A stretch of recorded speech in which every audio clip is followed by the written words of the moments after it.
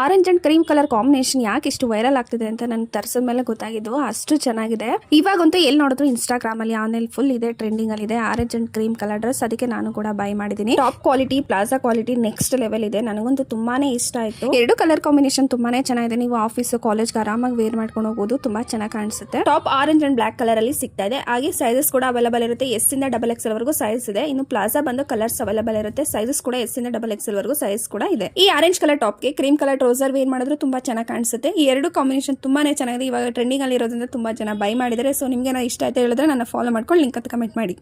Orange and cream colour combination ಯಾಕೆ ಇಷ್ಟು viral ಆಗ್ತಿದೆ ಅಂತ ನನ್ಗೆ ತರಿಸಿದ ಮೇಲೆ ಗೊತ್ತಾಗಿದ್ದು. ಅಷ್ಟು ಚೆನ್ನಾಗಿದೆ.